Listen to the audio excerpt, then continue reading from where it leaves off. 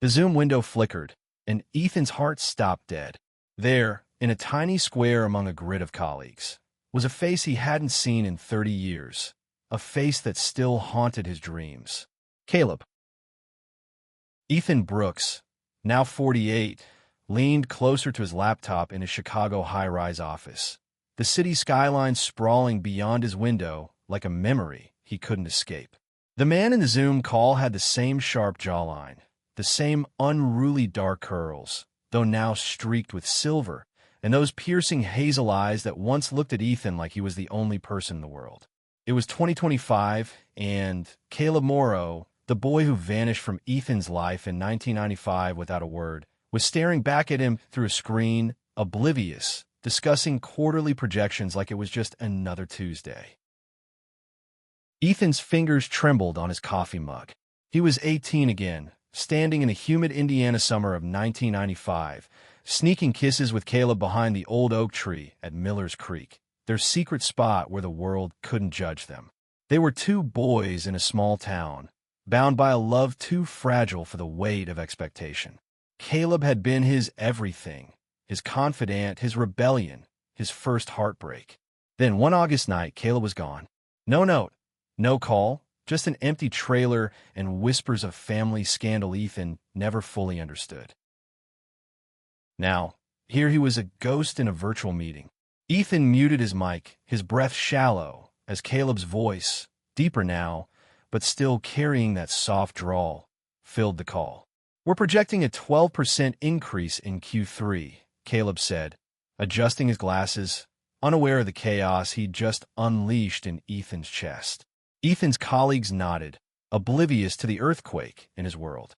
He wanted to scream, to demand answers, but all he could do was stare, his polished corporate life unraveling with every word Caleb spoke. The meeting droned on, but Ethan's mind was elsewhere, back in Jasper, Indiana, where he and Caleb had dreamed of escaping together. They'd planned to run to Chicago, to build a life where they could hold hands in public without fear. Ethan had been the cautious one, always calculating the risks, while Caleb was fearless, his laughter a beacon in their closeted world. "We'll make it, Caleb had promised, his hand warm in Ethan's. But the night Caleb disappeared, Ethan waited at their spot until dawn, alone, the stars mocking his hope. Ethan's assistant, Priya, knocked on his office door, snapping him back to the present. "You okay, boss? You look like you've seen a ghost." She wasn't wrong. Ethan forced a smile, his heart pounding. "Just tired," he lied, his eyes darting back to the screen. Caleb was still there, scribbling notes, his wedding ring glinting under the desk light. A wedding ring. Ethan's stomach twisted. Of course, Caleb had moved on. 30 years was a lifetime. Yet the sight of that ring felt like a betrayal of the promises they'd whispered as teenagers. As the meeting wrapped up, Ethan unmuted himself, his voice steady despite the storm inside. "Caleb, could you stay on for a moment? I have a question about the projections." It was a lie, a desperate grasp to keep Caleb from disappearing again. The other participants logged off, leaving just the two of them. Caleb's brow furrowed, then his eyes widened, recognition dawning. "Ethan," he whispered, his voice cracking. The Zoom call froze, or maybe it was Ethan's heart, suspended in the weight of that single word. For a moment, neither spoke. The silence was a bridge spanning 30 years, heavy with unspoken questions. "Why did you leave? Where did you go? Did you ever think of me?" Ethan's throat tightened, but he forced the words out. "It's been a long time, Caleb." Caleb's face softened, a mix of guilt and something warmer, something that made Ethan's chest ache. "I didn't think I'd ever see you again," Caleb said, his voice barely above a whisper. "I'm sorry, Ethan. I'm so damn sorry."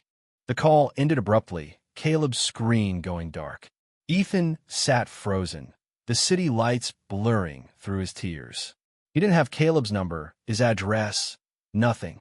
Just a name on a Zoom call and a flood of memories. But Ethan wasn't 18 anymore. He was a man who'd built a life, a successful career, a facade of stability. Yet none of it felt real compared to the boy who'd once held his heart. He opened his laptop, his fingers hovering over the keyboard.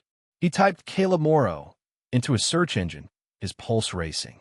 He wasn't letting him go again, not without answers. Ethan's search yielded fragments of Caleb's life, scattered like puzzle pieces across the internet. A LinkedIn profile, Caleb Morrow, senior analyst, based in Seattle. A grainy photo from a community theater production, Caleb smiling in a costume, his eyes still carrying that spark Ethan remembered. An old article from a small-town paper mentioned a Caleb Morrow volunteering at a youth shelter, but it was dated 2010, too vague to be certain. Ethan's fingers shook as he scrolled, each click pulling him deeper into a past he'd tried to bury. He hadn't slept that night, his mind replaying their brief Zoom exchange. Caleb's apology, raw and heavy, lingered like a bruise. Ethan wanted to be angry, to demand why Caleb had left him waiting by Miller's Creek, but the longing in Caleb's voice had softened his resolve. He needed to see him, to stand in the same room and feel the weight of 30 years dissolve. By morning, Ethan had booked a flight to Seattle, telling Priya it was a last-minute client meeting. She raised an eyebrow, but didn't press. The flight was a blur of nerves and memories. Ethan stared out the plane window, the clouds below mirroring the fog in his mind.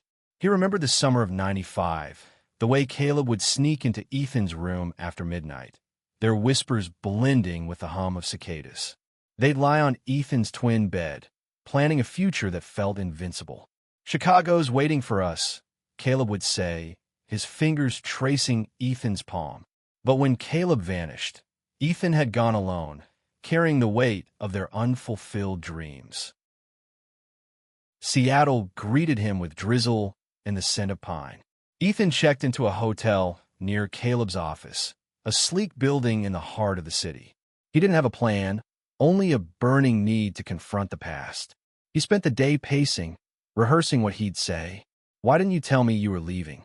Did I mean nothing to you?" But every script felt hollow. The truth was, Ethan didn't just want answers. He wanted Caleb, or at least a version of him that still lived in his heart. That evening, Ethan stood outside Caleb's office building, his breath visible in the chilly air. He'd found the address on LinkedIn, a gamble that Caleb might still be working late. The lobby was all glass and steel, a far cry from the dusty trailers of Jasper. Ethan's reflection stared back at him. Graying temples, tailored suit, a man who'd succeeded but never truly healed. He almost turned back, but then he saw him. Caleb, stepping out of the elevator, a messenger bag slung over his shoulder, his face tired but unmistakable. "Caleb," Ethan called, his voice louder than intended. Caleb froze, his eyes locking onto Ethan's. For a moment, they were back at Miller's Creek, two boys stealing time. Then Caleb's expression shifted, surprise, guilt, and something softer. "Ethan, what are you doing here?" he asked, stepping closer. The distance between them felt like a chasm and a thread all at once. "I had to see you," Ethan said, his voice raw. "You disappeared. You broke me." Caleb's face crumpled, and he gestured toward a nearby coffee shop. "Let's talk," he said quietly. Inside, the warmth of the shop contrasted with the cold knot in Ethan's chest. They sat in a corner booth, the hum of conversation around them fading. Caleb's wedding ring glinted again, and Ethan's eyes lingered on it. "You're married," he said, not a question. Caleb nodded, his gaze dropping. "Yeah, to Anna. 5 years now." Ethan swallowed the sting, forcing himself to listen. "I didn't leave because I wanted to," Caleb began, his voice low. "My dad found out about us. He caught me sneaking back one night, saw the way I looked at you. He lost it, Ethan. Said I was a disgrace. The next day, he dragged me and my mom to Oregon. No warning, no chance to say goodbye." Caleb's eyes glistened. "I wanted to call you, but he took my phone, cut me off from everyone. I was 17, scared, and I didn't know how to fight back." Ethan's anger softened, replaced by a hollow ache. "You could have found me later," he said, his voice breaking. "I waited for you, Caleb. I waited years." Caleb reached across the table, his hand stopping short of Ethan's. "I tried. By the time I got free, You were gone. Chicago, right? I didn't know where to start. The words hung between them, heavy with regret. Ethan wanted to hate him, but all he felt was the pull of what they'd lost. The coffee shop's dim lights cast shadows on Caleb's face, accentuating the lines etched by time. Ethan studied him, searching for the boy who'd once promised forever. Caleb's story spilled out in fragments. His father's rage, the move to Oregon, the years of silence. I was trapped, Caleb said, his voice thick. Dad controlled everything. I didn't get out until I was 20, and by then, I thought you'd moved on. Hated me, maybe. Ethan's chest tightened. He wanted to argue, to say he'd never hated Caleb, but the hurt was still raw. I didn't move on, he admitted. Not really. I built a life, sure. Career, house, the whole deal. But you were always there in the back of my mind. Caleb's eyes softened, and for a moment, Ethan saw the 17-year-old who'd made him feel invincible. I thought about you every day, Caleb whispered. I still do. The confession hit Ethan like a wave, stirring feelings he'd locked away. He glanced at Caleb's ring again, a reminder of the life Caleb had now. What about Anna? Ethan asked, his voice steady despite the ache. Caleb's gaze dropped to his hands. She's good to me. We met in Seattle at a fundraiser for queer youth. She knows about you, Ethan. Not everything, but enough. Ethan's breath caught. The idea of Caleb sharing their past with someone else felt both intimate and invasive. They sat in silence, the weight of their history filling the space. Ethan wanted to ask if Caleb still loved him, if there was a chance to reclaim what they'd lost, but the words felt too dangerous. Instead, he asked, why Seattle? Caleb smiled faintly. It felt far enough from Jasper for my dad. I wanted to be somewhere I could breathe, be myself. Ethan nodded, understanding all too well. Chicago had been his escape, too. Caleb leaned forward, his voice earnest. I work with kids now, Ethan, at a shelter for queer teens. Kids like we were, scared and hiding.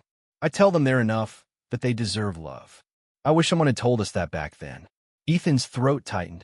He'd spent years building walls, protecting himself from the pain of Caleb's absence. But now those walls were crumbling. You're doing good, Ethan said, his voice soft. I'm proud of you. The words surprised them both. Caleb's eyes glistened, and he reached for Ethan's hand, this time not pulling back. His touch was warm, familiar, and Ethan felt the years melt away. But the moment was fleeting. Caleb's phone buzzed, and he glanced at it, his face shifting. It's Anna, he said, apologetic. I should go. Ethan nodded, though every part of him screamed to keep Caleb there. Can we talk again? Ethan asked, his voice barely above a whisper.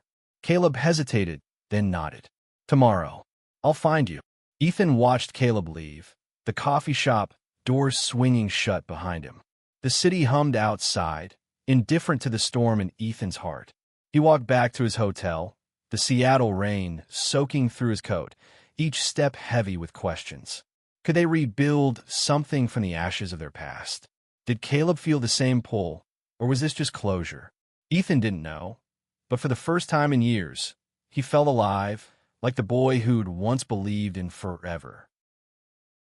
Back in his hotel room, Ethan pulled out his laptop and opened an old photo folder he hadn't touched in decades. There they were, him and Caleb at 18, laughing by Miller's Creek, their arms slung around each other. Ethan's finger traced Caleb's smile, his heart aching with the weight of what might have been. He didn't know what tomorrow would bring, but he knew one thing. He wasn't ready to let Caleb go again. Morning broke over Seattle, the sky a soft gray that mirrored Ethan's mood. He'd barely slept, his mind tangled in memories and the fleeting warmth of Caleb's hand in the coffee shop. Today, they'd meet again, and Ethan clung to that promise like a lifeline. He dressed carefully, choosing a sweater that felt less like the corporate mask he wore in Chicago, something closer to the boy Caleb once knew. His phone buzzed with a text from an unknown number. Meet me at Pike Place Market, 10 a.m., Caleb. The market was alive with color and chaos. Vendors shouting, fish flying, the air thick with the scent of coffee and flowers. Ethan spotted Caleb near a stall, his curls damp from the drizzle, a nervous smile playing on his lips.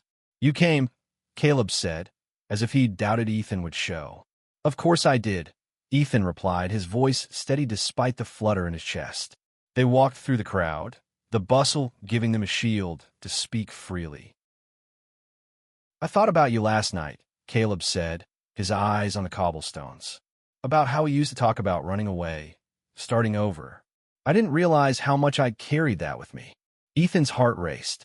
I carried it too, he admitted.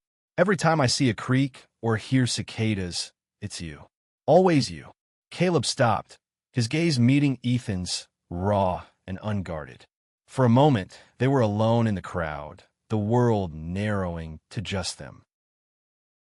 They found a quiet bench overlooking the waterfront, the Puget Sound stretching out like a promise. Caleb spoke first, his voice low. After I left Jasper, I tried to forget you. I thought it'd be easier, but it wasn't. I dated, tried to move on, but no one was you. Ethan's breath caught. Then why didn't you look for me? He asked, the question burning. Caleb's face tightened. I was ashamed. My dad made me feel like what we had was wrong. It took years to unlearn that, to accept myself. Ethan wanted to reach for him, to erase the pain in Caleb's eyes, but the weight of Caleb's wedding ring held him back. And Anna? Ethan asked, his voice gentle. Caleb sighed, his shoulders slumping. She's my best friend. We love each other, but it's different. She knows I'm bi, knows about you. We're honest, but seeing you again, it stirred things up. Ethan nodded, the confession both a relief and a new kind of ache. What do we do now? He asked. Caleb's eyes searched Ethan's, a mix of hope and fear. I don't know. I just know I can't lose you again. The words hung between them, fragile and electric. Ethan felt the pull of their past, the possibility of a future, but also the reality of their separate lives. He'd built a world in Chicago, one without Caleb, and yet here he was unraveling at the sight of him. Let's just walk, Ethan said finally, needing time to process. Caleb nodded, and they wandered through the market, their shoulders brushing, each touch a reminder of what they'd lost and found. As the day wore on, they talked about everything and nothing, their careers, their dreams, the years they'd spent apart. Caleb's work with queer youth moved Ethan, a testament to the man he'd become. Ethan shared his own journey, the loneliness behind his success, the way he'd never quite let anyone in. By the time they parted, the sun was dipping low, and Ethan felt both lighter and heavier. Tomorrow, Caleb asked, his voice hopeful. Ethan smiled, his heart full. Tomorrow, Ethan woke to the sound of Seattle's rain, each drop a metronome to his racing thoughts. Caleb's words from yesterday echoed. I can't lose you again. They were a tether, pulling Ethan toward a past he'd never fully left behind. He met Caleb that morning at a small diner near the shelter where Caleb worked, the kind of place with chipped mugs and sticky tables, a stark contrast to Ethan's polished Chicago life. Caleb was already there, his smile tentative but warm, and Ethan felt the years slip away. They ordered coffee, the conversation picking up where they'd left off. Caleb talked about the kids at the shelter, their stories of rejection and resilience. There's this one kid, Marcus, Caleb said, his eyes bright. He's 16, kicked out for being trans. He reminds me of us, Ethan, scared but so damn strong. Ethan listened, moved by Caleb's passion, but also by the way he leaned forward, as if every word was a bridge to close the gap between them. Ethan shared his own story, the years of building a career while hiding his heart. I came out of my 20s, he said, but I never let anyone get too close. I kept comparing them to you. Caleb's hand twitched on the table, as if he wanted to reach out but didn't dare. I wish I'd been there, Caleb said softly. I wish I'd fought harder to find you. Ethan shook his head. We were kids, Caleb. We did what we could. The diner's hum faded as they talked, the world shrinking to their booth. Ethan noticed the small things, the way Caleb's laugh lines deepened, the scar above his eyebrow from a fall they'd laughed about at 16. It was intoxicating, this rediscovery, but it was also dangerous. Caleb was married, and Ethan had a life 2,000 miles away. Yet every glance, every shared memory, felt like a step towards something inevitable. After breakfast, Caleb took Ethan to the shelter, a modest building with colorful murals painted by the kids. Marcus, the teen Caleb had mentioned, greeted them, his eyes wary but curious. "This your friend?" Marcus asked, sizing Ethan up. Caleb nodded, his hand brushing Ethan's arm. "Yeah, an old friend." The words carried weight, and Marcus smirked as if he saw through them. Ethan felt exposed, but also seen, like Caleb was claiming him in some small way. They spent the afternoon helping the kids paint a new mural, a vibrant scene of hope and defiance. Ethan watched Caleb with the teens, his patience and warmth a reminder of the boy who'd once been his anchor. As they worked, their hands brushed while passing paint cans, each touch electric. Ethan caught Caleb's eye, and for a moment, they were 18 again, stealing glances under the Indiana stars. But the moment passed, and reality crept back in. As they left the shelter, Caleb's phone buzzed again. Anna. He stepped away to take the call, his voice low. Ethan waited, his heart heavy with the unspoken. When Caleb returned, his face was tight. "She knows I'm with you," he said. "She's okay with us talking, but she's worried." Ethan nodded, the weight of Caleb's marriage pressing down. "What do you want, Caleb?" he asked, his voice raw. Caleb's eyes met his, searching. "I want to know you again," he said. "But I don't know how to do that without hurting everyone." Ethan's chest ached, but he reached for Caleb's hand, squeezing it briefly. "We'll figure out," he said, though he wasn't sure he believed it. They parted with a promise to meet again, but as Ethan walked back to his hotel, the rain felt heavier, each drop a reminder of the choices ahead. He loved Caleb, always had, but love wasn't simple anymore. It was tangled in time, in promises, in lives they'd built apart. Ethan's final days in Seattle blurred into a rhythm of stolen moments with Caleb. They met at parks, cafes, anywhere they could talk without the weight of the world pressing in. Each conversation peeled back another layer of their past, revealing the men they'd become. Caleb's life was woven into Seattle's fabric. His work, his marriage, his purpose. Ethan, though, felt like a visitor, his Chicago life a distant echo. Every smile from Caleb made him question whether he could go back. One evening, they walked along the waterfront, the city lights reflecting on the water. Caleb stopped, his hands in his pockets, his voice quiet. "I told Anna everything," he said. "About us back then. About how I feel now." Ethan's heart stuttered. "And?" he asked, bracing himself. Caleb's eyes were steady. "She said she wants me to be happy, even if it means figuring out what we are." Ethan's breath caught. It was an opening, but also a burden. Happiness wasn't just theirs to claim. They sat on a bench, the cold seeping through Ethan's coat. "What are we, Caleb?" he asked, the question raw. Caleb looked out at the water, his voice soft. "We're us. The boys who loved each other in secret, and the men who found each other again. But I'm scared, Ethan. Scared of hurting Anna, of messing up what I've built." Ethan nodded, his own fears mirroring Caleb's. "I'm scared too," he admitted. "But I've spent 30 years missing you. I can't walk away now." Caleb's hand found Ethan's, their fingers intertwining. The touch was a promise, a risk, a memory. They sat in silence, the city humming around them, as if time could pause just for them. But time didn't pause, and Ethan's flight back to Chicago loomed.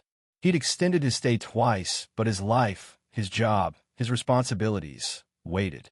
"Come with me," Ethan said suddenly, the words escaping before he could stop them. Caleb's eyes widened, then softened. "I can't," he said. "Not yet." The words stung, but Ethan understood. Caleb's life was here, with Anna, with the kids at the shelter. Ethan's was in Chicago, a world of glass and steel. Yet the idea of leaving Caleb again felt unbearable. "Then what?" Ethan asked, his voice breaking. Caleb squeezed his hand. "We keep talking. We figure it out. I don't know how, but I know I need you in my life." Ethan nodded, tears burning his eyes. It wasn't enough, but it was something. Their last night together, Caleb invited Ethan to his apartment. Anna was visiting her sister, giving them space. The apartment was warm, cluttered with books and art, a reflection of Caleb's soul. They cooked dinner, laughing over burnt pasta, the ease of their youth returning. After, they sat on the couch, a record playing softly. Caleb leaned against Ethan, his head on his shoulder, and Ethan fell whole for the first time in years. "I love you," Caleb whispered, the words a confession and a wound. Ethan's heart swelled. "I love you too," he said, his voice steady. They didn't kiss, didn't cross that line, but the air was thick with possibility. When Ethan left, Caleb stood at the door, his eyes glistening. "Call me when you land," he said. Ethan nodded, his throat tight. The drive to the airport was a blur, Seattle's lights fading behind him. On the plane, Ethan stared at the photo of them at 18, his heart torn between hope and fear. He didn't know what came next, but he knew he'd fight for it. Back in Chicago, Ethan's office felt like a cage. The skyline, once a symbol of his triumph, now mocked his restlessness. He and Caleb texted daily, their conversations a lifeline across the miles. Caleb sent photos of the shelter's mural, updates about Marcus, snippets of his life. Ethan replied with stories of his day, each message a step toward rebuilding what they'd lost. But the distance was a constant ache, a reminder of the lives they'd built apart. One evening, Caleb called, his voice shaky. "Anna and I talked," he said. "We're separating. Not because of you, not entirely. We love each other, but we're not in love. She deserves more, and so do I." Ethan's heart raced, hope and guilt colliding. "Are you okay?" he asked. Caleb laughed, a bittersweet sound. "Not really, but I will be. I need to figure out who I am without her, and with you." Ethan closed his eyes, the weight of Caleb's words settling in. They planned a visit. Caleb would come to Chicago, a chance to see Ethan's world. When the day arrived, Ethan waited at the airport, his pulse racing. Caleb stepped through the gate, his curls wild, his smile nervous but real. They hugged, the embrace lingering, a silent promise. Ethan took Caleb to his apartment, a sleek space that felt too sterile until Caleb's laughter filled it. They cooked, talked, laughed, the ease of their connection defying the years. Over the weekend, they explored Chicago, Millennium Park, the lakefront, places Ethan had once dreamed of sharing with Caleb. They held hands, tentative at first, then bold, unafraid of the world's gaze. It was a glimpse of the life they'd planned at 18, now tempered by time and wisdom. "This feels right," Caleb said one night, his head on Ethan's chest. Ethan nodded, his heart full. It always did. But reality lingered. Caleb's life was in Seattle, his work with the kids too vital to leave. Ethan's career anchored him to Chicago. They talked late into the night, weighing options, dreaming of a future that balanced both. "We don't have to decide now," Ethan said, his voice steady. "We've got time." Caleb smiled, his eyes bright. "Yeah, we do." When Caleb left, the goodbye was different. No desperation, no fear of loss. They had a plan, visits, calls, a commitment to figure it out. Ethan watched Caleb's plane disappear, his heart lighter than it had been in years. Back in his apartment, he opened the old photo again, but this time he added a new one. Him and Caleb in Chicago, smiling free. The past had shaped them. The pain had forged them, but the future was theirs to write. Their love wasn't perfect, but it was real, a testament to resilience and hope. Ethan didn't know where they'd end up, but he knew they'd face it together. And that was enough.